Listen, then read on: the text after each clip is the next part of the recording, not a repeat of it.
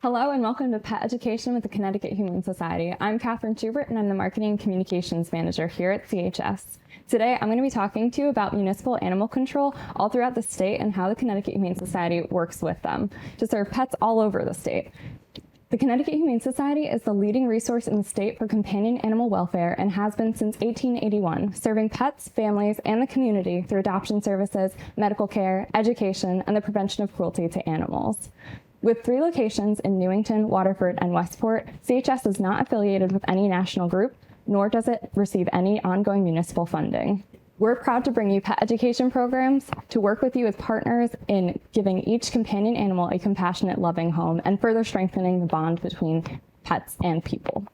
So today joining me is Elise McConnell. She's with Manchester Animal Control. And let's just get started by having us introduce you and what you do. Good, very good.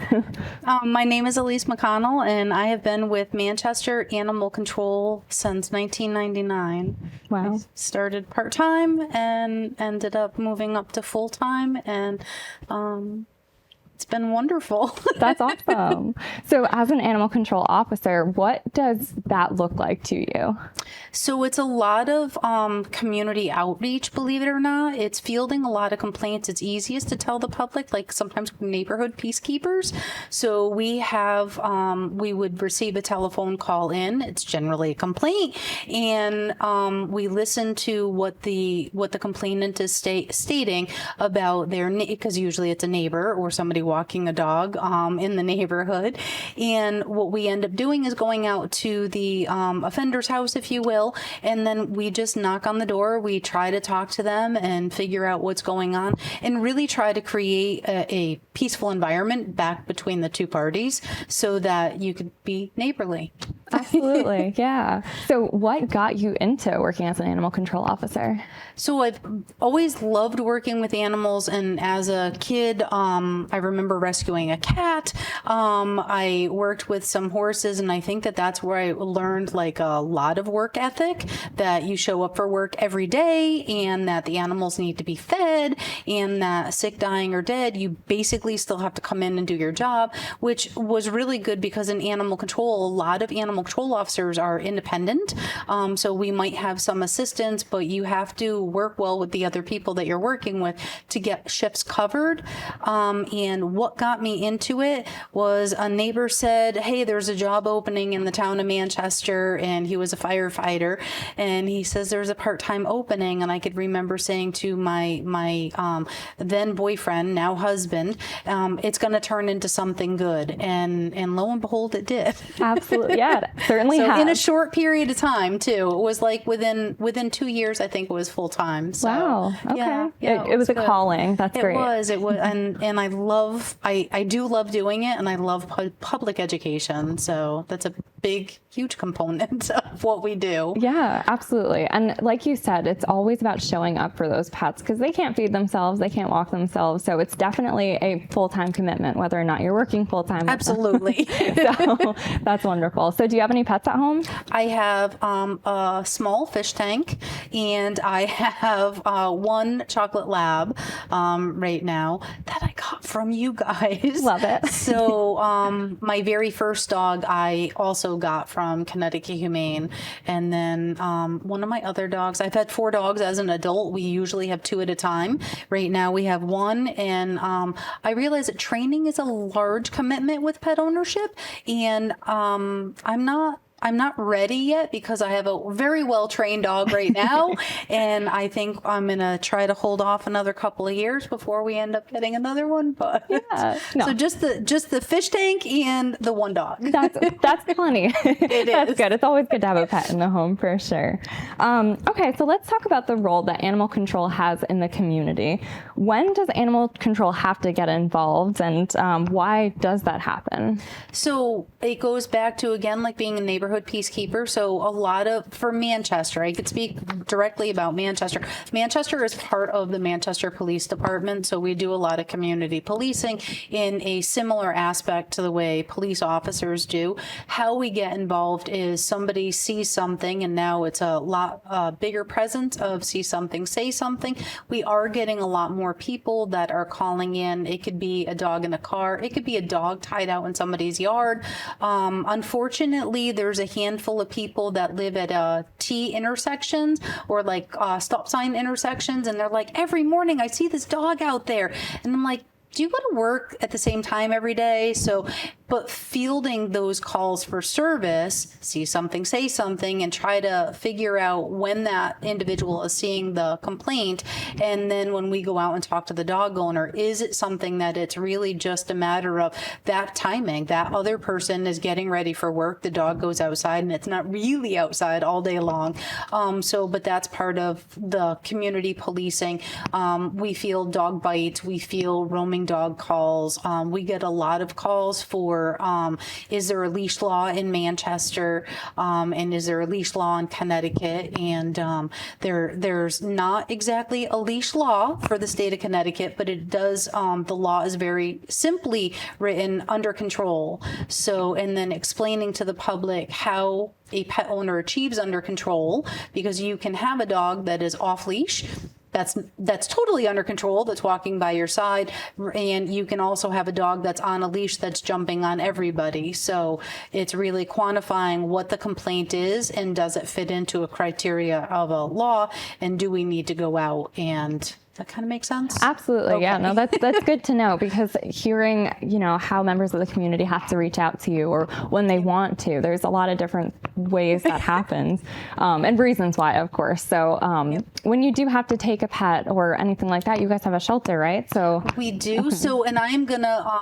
change your wording a little bit. So we don't take pets from people. We might need to quarantine them. And if they're found roaming, we might take them for safekeeping. And our whole process is we're always looking to try to find the dog owner. And for the general public that finds a pet and wants to keep it at their house, that you are 1 in a million, right? Versus I am part of the police department or an animal control officer. When we have our shelter, we have a designated place, and a pet owner is going to say, I need to find animal control. And because we have hours of operation, we are generally easier to reach. But in the event that you can't reach an animal control officer, your town might have a specific Facebook page like Manchester does, and that is very helpful. So, because the role that we wanted to get to is get the dog back into its home. So, and that's our goal. Right, so, absolutely. Yes, we have a shelter, and we it's a tri-town facility, and what that means is we have 3 towns under one roof, but we all operate independently. Like my paperwork is mine, and the other 2 towns are theirs. But it's a beautiful shelter. So that's wonderful. Yep. Yeah, and so I definitely want to go into that. What you said, we definitely want to keep those pets in their homes, right? It's so important to do that work to make sure that pets can stay with the people that love them. In cases, sometimes people can't quite afford the food to feed their pets, or need a little assistance in getting the licensing or anything like that. And I know you do that with the Connecticut Humane Society. You'll do food referrals to our Fox Memorial Clinic and all sorts of things. So I'd love for you to talk about that. So when we field a complaint, or if we meet somebody and they call us and they say that they're looking to rehome their pet, understanding why they need to rehome their pet. So if I ask them, if money was no object, what seems to be the obstacle now, and how could I try to offer that individual assistance? And while town taxpayer dollars can't bring a pet to a vet for a person, we get donations in, and when we don't have food, like food donations, sometimes we have dog crates, sometimes we have like cat litter boxes, sometimes we get a lot of different things in. And when we don't have it, I call you guys and I'm like, look, I have a person, they need this. So trying to figure out how they can keep their pet. Food is one of the easiest things, because there's so many platforms to be able to network and get food. But knowing that you guys have a pet food pantry, knowing that you guys have an actual list of qualifications to be able to get somebody onto I don't know if it's a monthly schedule or what, but I know that I could send a customer over to CHS, and I know that I can get them onto the food pantry bank, and I know that that's really helpful. And I tell them, it might only be that you choose that you only need it for 3 months, 6 months, 8 months, and then you're good because your situation changes. If a customer needs vet care, a lot of times I'll reach out to my Humane Society contact, and I'm like, all right, this is what I got. What do I need to do, and how can we figure this out? And that has been extremely beneficial. So, absolutely. Yes. Yeah, and that partnership is so important for Connecticut Humane Society too, because we want to work as much as we can with all of the different facets of this state. And, people who don't know about our resources, you're definitely pushing them in the right direction so that they can come to us for pet food, for veterinary care. And so it's an incredibly important partnership. What does an average day look like for you at your job? Well, this morning it was 21 telephone calls, and we were fully staffed on Saturday. So sometimes bizarre things happen, but usually a high telephone call volume, and sometimes those telephone calls might result in hang-up calls. But out of the 21 phone calls this morning, for example, there were maybe 6 hang-ups. All the rest were calls for, I lost a dog, I lost a cat, I found a dog in the middle of talking to somebody. So I think that person found the pet owner. Oh. So, and calling each one of those people, we had a couple of found a baby bird, a couple of them found a baby bunny. So tons of different things. It's a variety and it's a gamut. And a lot of times it's just knowing how to point them into the right direction. If it's a me thing, then responding out to that call. Got it. So, yeah. Different every day. every single day is absolutely different, and it's great because we get a whole lot of insight. We get to do report writing, which I know that some people are like, that's crazy.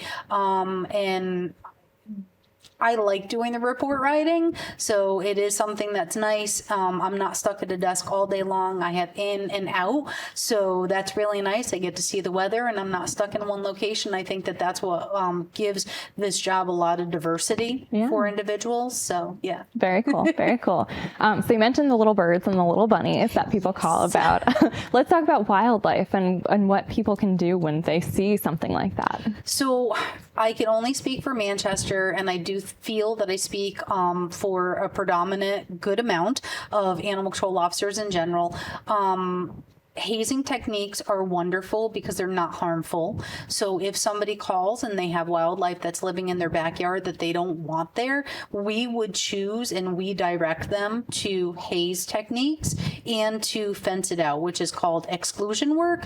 Those are very big components to being able to live with the wildlife that's around us and just not have them live as close as like under your porch, deck, or shed, and still being safe. Yeah. So, that answer that? It does, yes. Okay. Thank you. Right. No, that boundary is important, and just being able to live and coexist with them. and directing them to that. If you find something, if you Google, I found a fill in the blank, 99.9% of the time, I really think that you're going to end up being able to solve that problem because animal control officers are not in their office all the time. So when the phone rings and people get frustrated that we're not answering the phone, no one understands that we're not always in the physical building. And if we're out on a call for service, we're usually a party of one. Yeah. So when we're working by ourselves, we don't have the luxury of overlapping shifts or multiple vehicles. So just be patient, always leave a phone number.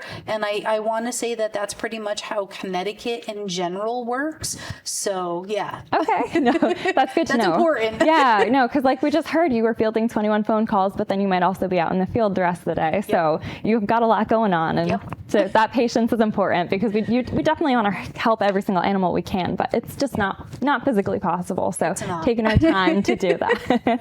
Absolutely. What is your favorite part of your job? Honestly, education. Okay. So I have done training with you that helps educate the public. I have mentored a lot of other animal control officers. I have done teaching with the state of Connecticut. I'm one of their, there's a 80-hour course that animal control officers have to go through, and I'm one of the trainers for that. Okay. And I really do enjoy doing that, and I like the fact that we have animal control officers that come back. Sometimes I have vet offices that are like, they'll tell me what their respective animal control officer did, and then I'll be like, yeah, no. So, and then I'll be like, this is why it's done this way. And it is the level of education across the state of Connecticut, the bar has been raised, which is great. And I just see that, exponentially growing. So really happy about that. That's awesome. I like that a lot. Okay, so why is animal control such an important resource for the community? Well, we got our jobs because years ago there was a thing called rabies that's still alive and kicking around the state of Connecticut and all over United States and stuff. And without having rules and guides in place and somebody that's knowledgeable about the all of those ins and outs for public safety, we are public safety. That's our number one job. So we do care for the animals, but our main function is that we need to protect the public. And a lot of times protecting the public comes in, it could simply be at educating a pet owner. You need to bring your pet into a vet, make sure it's rabies vaccinated. And then there are other zoonotic diseases that we want to make sure that are not being passed from the pet to the family. So kind of liaison a little bit on that front. Right. So I think it's important because it's a community safety issue. For sure. We want to keep the pets safe too. So absolutely. Yeah. And the education that you mentioned is so important for doing that, because there's a lot of things that people don't quite understand about animals or pets in general. And so getting the word out there of how best to approach bringing a pet into the community and to bring into a pet into your home, it's just very important to spread the word to keep everyone safe. I believe that too. Yes, that's wonderful. Okay, so what is the best way for people to help pets that are in need in their community? So if you have a neighbor that's in need, ask them if they need help. Like, be neighborly is honestly a good tip. And I know it sounds really funny, but if you have somebody in your neighborhood that has community cats, for example, don't let them continue to feed and breed. Ask for resources on spaying and neutering and what could be done that's going to keep the community in a better state, and make a better future. So in teaching your children about proper pet ownership is going to be part of that as well. So awesome. Okay. If you had one piece of advice to give to the community of pet lovers, pet owners, what would that be? Train your pets. Train your pets. I know I just whispered it, but train your pets. Public safety, because public safety also involves your veterinarian and your groomers and your neighbors. It's keep your pets on a leash, pay attention to them, and if they're not friendly, seek the advice of a trainer. Ask questions to your vet. What can you do differently? And for the love of God, put down your cell phone and focus on the pet. If you have a pet on the end of a leash that's a little bit unruly, because a lot of times it's our like missing component to paying attention to what's on the leash. You pay attention to your kids when they're screaming, "Mom, mom, mom," and you're going to say, "What do you need?" And you're listening to them, and the dog misbehaving on the end of the leash, or just maybe in your opinion misbehaving on the end of the leash. A lot of times it's to me it's a training thing. It could be a behavioral thing, and that's why you want to have a good relationship with your vet practice so that they know what your pet is like. And then when you call and you ask them for assistance, they're going to be like, "Oh, we know this dog. We know it's got anxiety, or we know that, the owner is struggling," and stuff. So yeah, I think that's a big deal. It is. So certainly. And that training is, it's going to create a better relationship with you and your pet anyways. It's got so many benefits, and it's well worth the time to, like you said, it's a big commitment to train a pet, but it's certainly well worth it for the safety of your community, for the happiness of your pet. And we have to be those advocates for the pet too, because they can't be that little kid saying, Mom, I need you. That's true. So we are their voices, and we have to advocate for them. That is wonderful. Well, I just want to say thank you so much for sharing all that information about animal control and what you do. Is there anything else you wanted to add to that? No, I thank you very much for the opportunity Wonderful. to be able to help educate the public, and I thank you for the services that you have provided to the animal control officers. So we definitely appreciate it. So Fantastic. Thank you. We're so happy to have the partnership to, serve even more pets in the community. Thank you very much. Yeah, thank you. Okay, so here are some numbers that we tracked for 2022 for how the Connecticut Humane Society had partnered with animal control. In 2022, 12% of the pets that were adopted at CHS came from local animal control. We partnered to take in any pets that need a little extra assistance finding the right home. CHS distributed 69,344 meals to local rescue and ACO partners combined, which was about 18,248 cans of food. 328 animal control pets were served through CHS's pro bono medical support and adoption programs. We had 50 animal control officers that attended CHS's training programs. So that included the Animal Welfare University that we mentioned before. We offer valuable professional development opportunities so that these officers can have the training and skills to excel in their roles. So that's a really great thing that we offer. In 2022, CHS worked with 65 unique departments across the state through intakes, medical support, and the Animal Welfare University again. And that, as Elise had mentioned, there are many different towns in all those different animal controls jurisdictions. So it's a lot of different pets and towns that are served through that. So it's wonderful that we're able to have this partnership. Just absolutely essential to finding these pets great homes and giving care to pets that need it. So thank you again to Elise for joining us. Animal control officers are an important resource for the community, and it's so important that we are giving care to pets, getting pets that training that they need, and taking care of our neighbors in a neighborly way. Thank you to our donors for making all of life-saving care here possible. Things like this partnership with Animal Control to provide care to pets throughout this state. And because of our donors, the life-saving care at Connecticut Humane Society is possible. So if you're not a donor yet and would like to give a gift, you can visit cthumane.org/bethechange. Thank you for tuning in today, and we'll see you next time.